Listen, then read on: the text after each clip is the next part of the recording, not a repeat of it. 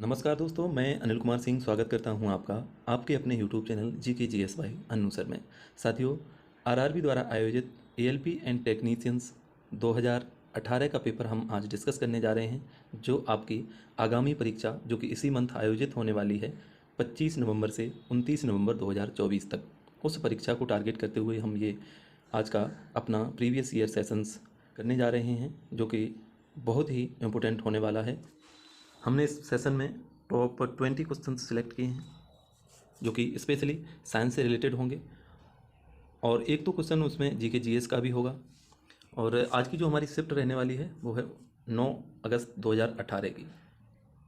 तो आगे बढ़ने से पहले आप सब लोगों से रिक्वेस्ट करना चाहूँगा, यदि आप चैनल पर नए विजिट किए हैं तो चैनल को सब्सक्राइब करें, वीडियो को लाइक करें, ज़्यादा से ज़्यादा इस सेशन को शेयर करें। अपनी प्रतिक्रियाएँ और अपने सुझाव हमें कमेंट बॉक्स में देना बिल्कुल ना भूलें। तो इसी के साथ देर न करते हुए आते हैं आज के अपने पहले प्रश्न पर। आज का हमारा पहला प्रश्न है प्रतिरोध, यानी कि जिसे रेजिस्टेंस भी कहते हैं, कि SI इकाई क्या है। पहला ऑप्शन है कूलाम, दूसरा ऑप्शन है न्यूटन और तीसरा ऑप्शन है ओम। तो इस प्रश्न का सही जवाब हो जाएगा आपका ऑप्शन तीसरा, ओम। अब यहाँ हम डिस्कस कर लेते हैं, बात हुई है SI इकाई की, तो हम यहाँ पर डिस्कस कर लेते हैं कि जो इम्पोर्टेंट हमारी यूनिट्स होती हैं उनकी क्या क्या SI इकाई होती हैं। जैसे कि आपका कूलाम है, कूलाम किसका है, तो आपका ये हो जाएगा विद्युत आवेश का। किसका? विद्युत आवेश। दूसरा यहाँ पर न्यूटन दिया हुआ है, तो न्यूटन किसका यूनिट है, तो ये है आपका बल का। किसका? बल का।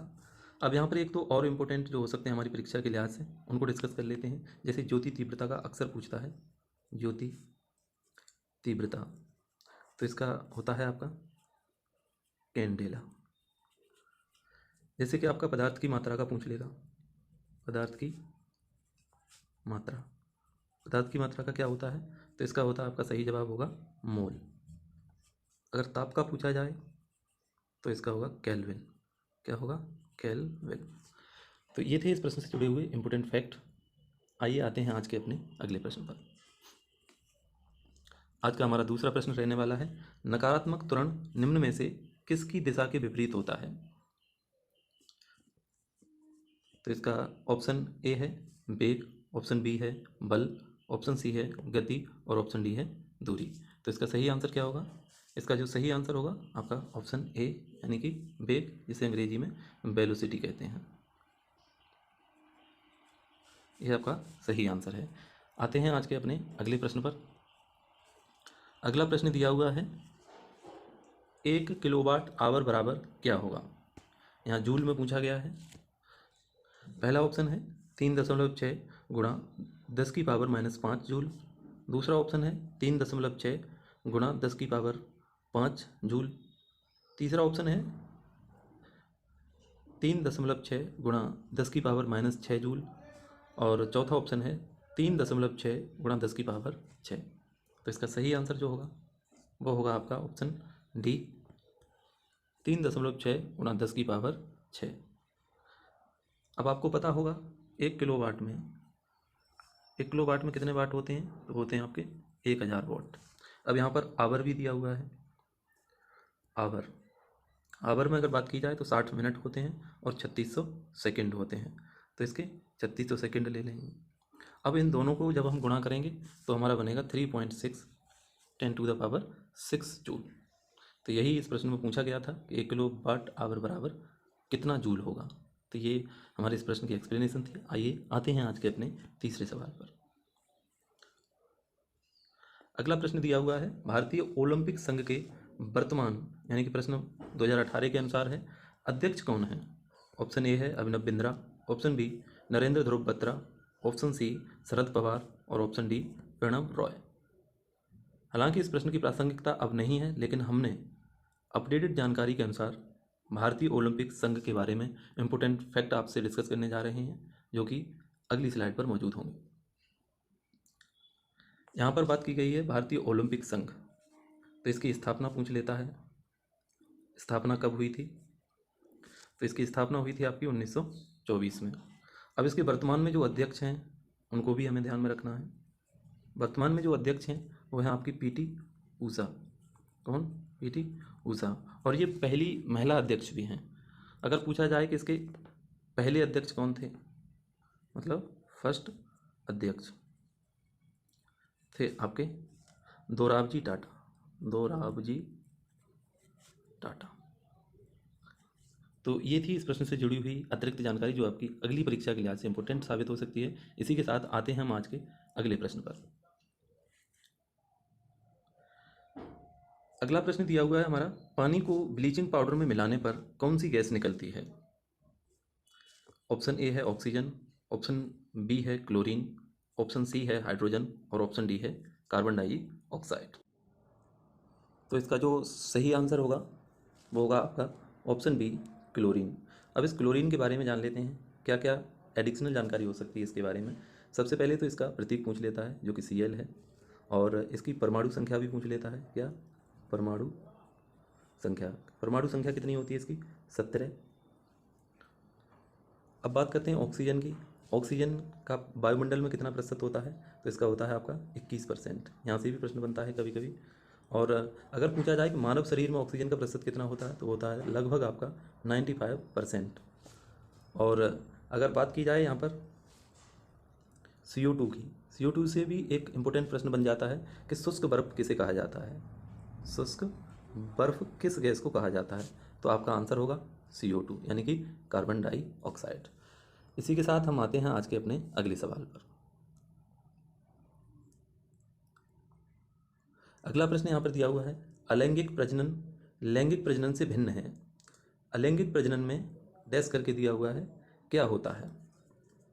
तो ऑप्शन ए है युग्मक के केंद्रों का संलयन होता है, ऑप्शन बी है प्रजनन में युग्मक पैदा होते हैं, ऑप्शन सी है नए जीव जनक माता पिता के समान होते हैं, और ऑप्शन डी है वंश विविधताओं को दर्शाता है। तो इसका सही आंसर जो होगा आपका ऑप्शन सी, नए जीव जनक माता पिता के समान होते हैं। अगला प्रश्न दिया हुआ है, सर्च लाइट का परावर्तक कौन सा है?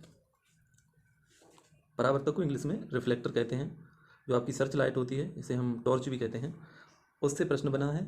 ऑप्शन ए है बेलनाकार दर्पण, ऑप्शन बी है उत्तल दर्पण, और ऑप्शन सी है अवतल दर्पण, और ऑप्शन डी समतल दर्पण। तो इस प्रश्न का जो फिलहाल आंसर होगा वो होगा आपका ऑप्शन सी। अब ये अवतल दर्पण और उत्तल दर्पण दोनों हमारी परीक्षा के लिहाज से इंपॉर्टेंट है। इनको हम बारी बारी से यहाँ पर डिस्कस कर लेते हैं। सबसे पहले बात करते हैं हम उत्तल दर्पण की। तो उत्तल दर्पण के उदाहरण होते हैं जैसे कि आपके वाहन जो होते हैं, 4 व्हीलर होते हैं, उनके जो पीछे देखने का मिरर होता है, क्या पीछे देखने का, जो ड्राइवर की साइड में जो विंडो होती है उस पर जो मिरर लगा होता है, वह आपका उत्तल दर्पण का उदाहरण है। दूसरा है आपका धूप के चश्मे, क्या धूप के चश्मे। तीसरा हो जाएगा आपका स्ट्रीट लाइट, स्ट्रीट लाइट के जो रिफ्लेक्टर होते हैं वो भी आपके उत्तल दर्पण के ही उदाहरण हैं। तो ये थे उत्तल दर्पण के उदाहरण, और अवतल दर्पण के बारे में हमने यहाँ पर डिस्कस कर ही लिया है। तो चलते हैं आज के अपने अगले सवाल पर। अगला प्रश्न है हमारा, फरवरी 2018 से कोलकाता की IPL team Kolkata night Riders का मालिक कौन है? तो ये प्रश्न 2018 में करंट से रिलेटेड था। अब जो 2024 के हिसाब से अपडेटेड जो मतलब हमारे जीके के फैक्ट बन सकते हैं, करंट अफेयर के फैक्ट बन सकते हैं, उनको हम यहाँ पर डिस्कस करेंगे। बात करते हैं IPL 2024 के बारे में। IPL 2024 के बारे में, जो कि आपका 17वां सीजन था। ये भी पूछ लिया जाता है ये कौन सा सीजन था। इसका मालिक कौन है? मालिक आपके शाहरुख खान है। मालिक शाहरुख खान, शाहरुख खान। इसका ऑप्शन जो है डी राइट आंसर है। अब इसके बारे में अतिरिक्त जो जानकारी है हम अगली स्लाइड पर डिस्कस करने जा रहे हैं। पूछा जाता है कि IPL 2024 में कितनी टीमों ने सहभागिता करी थी? तो वो थी आपकी 10 टीमें। विजेता कौन था इसका? विजेता था आपका KKR, और उपविजेता इसका हैदराबाद था, HRD। Orange cap, orange cap किसे मिला था? तो आपका तो आंसर होगा विराट कोहली, विराट कोहली। पूछा जाएगा पर्पल कैप किसे मिला था? तो वो थे आपके हर्षल पटेल, जो कि पंजाब से रिलेटेड थे, हर्षल पटेल। तो ये प्रश्न से जुड़ी हुई इंपॉर्टेंट जानकारियाँ थी। इन्हीं सब के साथ आते हैं अपने आज के अगले सवाल पर। अगला प्रश्न हमारा यहाँ पर दिया हुआ है, किस सांविधिक कानून के माध्यम से भारत और पाकिस्तान दो स्वतंत्र राष्ट्रों में विभाजित किए गए थे? पहला ऑप्शन है पाकिस्तान विभाजन अधिनियम 1947, दूसरा ऑप्शन है भारतीय विभाजन अधिनियम 1947, तीसरा ऑप्शन पाकिस्तान स्वतंत्रता अधिनियम 1947 और ऑप्शन चौथा है भारतीय स्वतंत्रता अधिनियम 1947। तो इस प्रश्न का जो सही जवाब होने वाला है वो होगा ऑप्शन डी, भारतीय स्वतंत्रता अधिनियम 1947। इसी अधिनियम के तहत भारत और पाक दो स्वतंत्र राष्ट्र बने थे और उस समय पर जो आपके सम्राट थे यानी कि ब्रिटिश सम्राट थे वो थे आपके जॉर्ज 6। अगला सवाल यहाँ पर दिया हुआ है, जब एक परिपथ में कई प्रतिरोध श्रृंखला में जुड़े हुए होते हैं तो करंट का मान क्या होता है? ऑप्शन ए है कम होता है, ऑप्शन बी है एक ही रहता है, ऑप्शन सी है बढ़ता है और ऑप्शन डी है आधा हो जाता है। तो इसका जो राइट आंसर है वो है आपका ऑप्शन बी, एक ही रहता है। जब एक परिपथ में कई प्रतिरोध श्रृंखला में जुड़े हुए होते हैं तो करंट का मान सेम रहता है, ना ही घटता है और ना बढ़ता है। तो इसी के साथ आते हैं अपने आज के अगले सवाल पर। अगला प्रश्न दिया हुआ है, संवेग को किसके गुणनफल के रूप में व्यक्त किया जाता है? ऑप्शन ए है द्रव्यमान और वेग, ऑप्शन बी है द्रव्यमान और बल और ऑप्शन सी है द्रव्यमान और जड़ता और ऑप्शन डी है द्रव्यमान और त्वरण। तो इसका जो सही आंसर होगा ऑप्शन ए, द्रव्यमान और वेग। द्रव्यमान और वेग के जो गुणनफल होता है उसको हम संवेग कहते हैं। अगला प्रश्न यहाँ पर दिया हुआ है, रिक्त स्थान में सबसे उपयुक्त विकल्प भरें। वे पौधे जिनमें पौधे के विभिन्न भाग उपस्थित नहीं होते हैं वे किस समूह से संबंधित होते हैं? पहला ऑप्शन है फेनरोगेम्स, दूसरा ऑप्शन है टेरिडोफाइटा और तीसरा ऑप्शन है ब्रायोफाइटा और चौथा ऑप्शन है थैलोफाइटा। तो इसका जो सही आंसर होगा ऑप्शन डी, थैलोफाइटा। तो ये प्रश्न का राइट आंसर था। आते हैं अपने आज के अगले सवाल पर। अगला जो प्रश्न दिया हुआ है, निम्नलिखित में से किस उत्पाद के मूल्य में वृद्धि होने के परिणाम स्वरूप कई उत्पादों के मूल्य में वृद्धि होगी जिसका परिणाम मुद्रास्फीति होगा? ऑप्शन ए दवाइयाँ, option B smartphone, option C petroleum और ऑप्शन डी मोबाइल। तो इसका जो सही आंसर ऑप्शन सी है जो कि पेट्रोलियम है। तो आते हैं आज के अपने अगले सवाल पर। अगला प्रश्न यहाँ पर दिया हुआ है, फरवरी 2018 में उपलब्ध जानकारी के अनुसार प्रधानमंत्री की आर्थिक सलाहकार परिषद PMEC के अध्यक्ष कौन? तो ये भी प्रश्न जो है आपका करंट अफेयर से ही पूछा गया था और इसका जो उस वक्त तो इसका जो सही आंसर होगा विवेक देबरॉय होगा, जो कि उस समय के हिसाब से सही आंसर था। और वर्तमान की बात की जाए तो वर्तमान में भी आपके अभी तक यही हैं, देबरॉय जी हैं। तो आते हैं अपने आज के अगले सवाल पर। अगला प्रश्न दिया हुआ है, निम्नलिखित में से कौन सा अम्ल लाल चींटियों में उपस्थित होता है? ऑप्शन ए फॉर्मिक अम्ल, ऑप्शन बी मैलिक अम्ल, ऑप्शन सी टैनिक अम्ल और ऑप्शन डी ऑक्जेलिक अम्ल। तो इसका जो फिलहाल सही आंसर होगा ऑप्शन ए फॉर्मिक अम्ल। अब बात अन्य विकल्पों की भी कर लेते हैं, जैसे कि मैलिक अम्ल यहाँ पर दिया हुआ है तो ये आपका सेब में होता है, इसमें सेब में।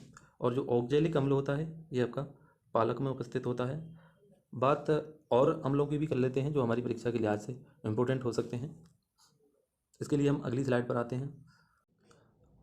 जैसे कि आपका यहाँ पर दिया हुआ है बाइनेजर, बाइनेजर मतलब सिरके को कहते हैं। इसमें आपका जो है एसिटिक अम्ल पाया जाता है। एप्पल में जैसा कि हम ऊपर बता चुके थे अभी मैलिक एसिड पाया जाता है और मिल्क का भी महत्वपूर्ण है जो कि लैक्टिक एसिड होता है। और चींटी की अभी बात की गई थी जो कि फॉर्मिक एसिड था, चाहे लाल चींटी हो चाहे ब्लैक चींटी हो दोनों का ही फॉर्मिक एसिड ही होता है। ग्रेप्स की बात की जाए तो इसमें टार्टरिक अम्ल होता है और आपका जो इमली होता है उसमें भी टार्टरिक अम्ल होता है। टोमेटो में ऑक्जेलिक अम्ल होता है। अगला यहाँ पर दिया हुआ है लेमन यानी कि नींबू, तो इसमें कौन सा होता है आपका सिट्रिक अम्ल। कौन सा? सिट्रिक अम्ल। नींबू के साथ जो नींबू वंश के अन्य फल होते हैं जैसे संतरा हो गया, मौसम्बी हो गया, इन सब में भी आपका सिट्रिक अम्ल ही होता है। तो इसी के साथ आते हैं अपने आज के अगले प्रश्न पर। अब यहाँ पर जो हमारा अगला प्रश्न है पूछा गया है कि उस धातु का नाम बताएं जिसे आसानी से चाकू से काटा जा सकता है। तो ऑप्शन ए है सोडियम, ऑप्शन बी है गोल्ड और ऑप्शन सी है कॉपर और ऑप्शन डी है एल्यूमिनियम। तो इसका जो सही आंसर है वो है ऑप्शन ए सोडियम। अब यहाँ से एक प्रश्न ये भी बनता है कि कौन सी धातु को कैरोसिन के तेल में रखा जाता है? किसको? कैरोसिन के तेल में। तो ये भी आपकी सोडियम ही होगी। तो इसी की जानकारी के साथ आते हैं अपने आज के अगले प्रश्न पर। अगला प्रश्न यहाँ पर दिया हुआ है, मार्च 2018 में उपलब्ध जानकारी के अनुसार इलाहाबाद बैंक के एमडी और सीईओ कौन है? तो ये करंट अफेयर से रिलेटेड क्वेश्चन था। पहला ऑप्शन है शिखा शर्मा, दूसरा ऑप्शन है चित्रा रामकृष्ण, और तीसरा ऑप्शन है उषा अनंत सुब्रमण्यम, और चौथा ऑप्शन है अरुंधति भट्टाचार्य। तो इसका जो उस समय के हिसाब से सही आंसर था ऑप्शन सी, उषा अनंत सुब्रमण्यम।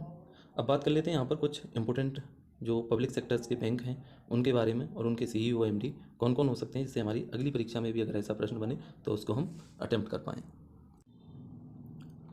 बात करेंगे हम एसबीआई की।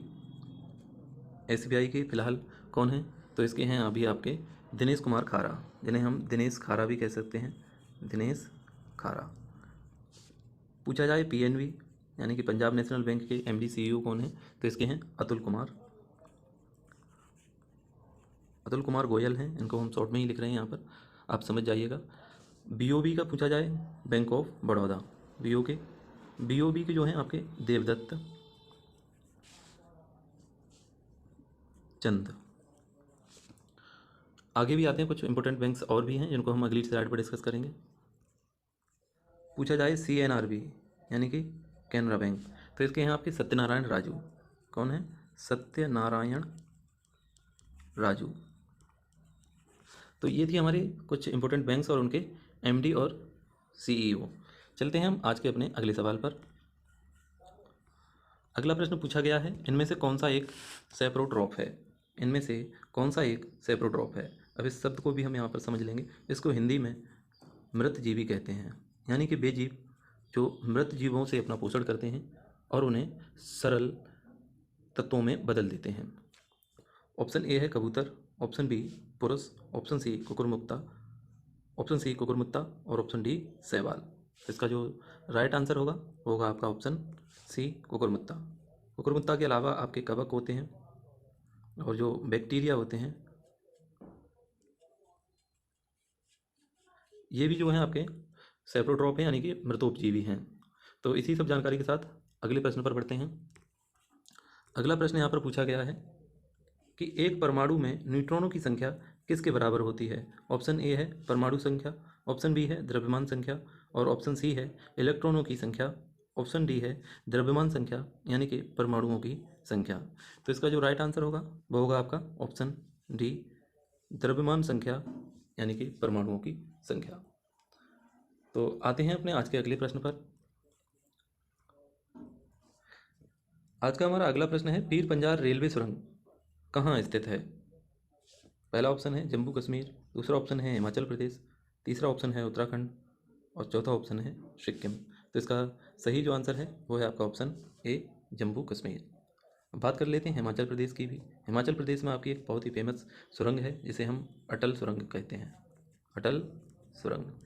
ये आपकी 10,000 फीट पर स्थित भारत की सबसे बड़ी राजमार्ग सुरंग है। इसकी लंबाई कितनी है? लंबाई की अगर बात की जाए, ये भी कई बार परीक्षाओं में आया है, तो इसकी लंबाई है 9.02 किलोमीटर। अब ये कहाँ है? तो आपकी हिमाचल प्रदेश में है। और कहाँ कहाँ स्थित है? तो ये है आपकी लेह मनाली मार्ग पर स्थित है। तो ये थी अतिरिक्त जानकारी। इसी सब जानकारी के साथ अपने अगले प्रश्नों की ओर रुख करते हैं। अगला प्रश्न दिया हुआ है, चिंतावान हाफ ऑफ व्हाट आई से के लेखक कौन है? पहला ऑप्शन है अनिल मेनन, दूसरा ऑप्शन है के.आर. मीरा, तीसरा ऑप्शन है नमिता गोखले, और चौथा ऑप्शन है शशि थरूर। तो इसका सही आंसर जो होगा आपका होगा ऑप्शन ए, अनिल मेनन। अब बात यहाँ पर शशि थरूर की भी की गई है, तो शशि थरूर के भी जान लेते हैं। शशि थरूर की एक बहुत ही इंपॉर्टेंट रचना है एन एरा ऑफ डार्कनेस। दूसरी जो इनकी रचना है वो भी इम्पोर्टेंट है, वो है आपकी वाई आई एम हिंदू। ये भी इनकी इम्पोर्टेंट रचना है। और तीसरी जो इनकी एक महत्वपूर्ण रचना है वो है अंबेडकर एक मिनट सॉरी, अंबेडकर ए लाइफ, ये इनकी तीसरी इम्पोर्टेंट रचना है। तो ये थी सती स्वरूप से रिलेटेड बहुत ही महत्वपूर्ण रचनाएं जो अक्सर पूछी जाती हैं हमारे एग्जाम्स में। तो इसी के साथ आते हैं अपने आज के अगले सवाल पर। अगला जो हमारे यहाँ पर क्वेश्चन दिया हुआ है, मेंडलीव की आवर्त सारणी में तत्वों के गुणों को उनके किसके आवधिक स्वभाव माना जाता है? पहला ऑप्शन है परमाणु संख्या, दूसरा ऑप्शन है आयनीकरण एंथैल्पी, तीसरा ऑप्शन है परमाणु के आकार और चौथा ऑप्शन है परमाणु द्रव्यमान। तो इसका जो सही आंसर होगा आपका ऑप्शन डी, परमाणु द्रव्यमान। आते हैं अपने आज के अगले प्रश्न पर। अगला प्रश्न यहाँ पर पूछा गया है, तमिलनाडु के नए नियुक्त राज्यपाल फरवरी 2018 की जानकारी के अनुसार कौन है? तो ये भी करंट अफेयर से पूछा गया सवाल था। तब इसका जो राइट आंसर था बनवारी लाल पुरोहित था, लेकिन हम वर्तमान की प्रासंगिकता को देखते हुए तमिलनाडु राज्य को यहाँ पर विस्तृत रूप से डिस्कस करने वाले हैं। बात यहाँ पर तमिलनाडु की हुई है, से हम TN कह देते हैं यहाँ पर। तो पूछा जाए कि इसके जो वर्तमान में जो राज्यपाल हैं यानी कि गवर्नर हैं वो कौन है, तो वो हो जाएगा आपका आंसर RN रवि। क्या? RN रवि। पूछा जाए कि यहाँ के CM कौन है, तो हो जाएगा आपका MK स्टालिन। कौन? MK Stalin. पूछा जाए कि इसकी राजधानी क्या है, तो इसका सही आंसर हो जाएगा चेन्नई। अब तो ये थे आपके आज के टॉप 20 GK GS के क्वेश्चंस जो कि स्पेशली साइंस से रिलेटेड थे। कैसा लगा आपको सेशन, हमें कमेंट बॉक्स में ज़रूर बताइएगा। वीडियो को ज़्यादा से ज़्यादा लाइक करें, शेयर करें और कमेंट में अपनी प्रतिक्रियाएं और सुझाव बिल्कुल हमें दें। मिलते हैं ऐसे ही अगले नेक्स्ट सेशन में, तब तक के लिए नमस्कार, जय हिंद।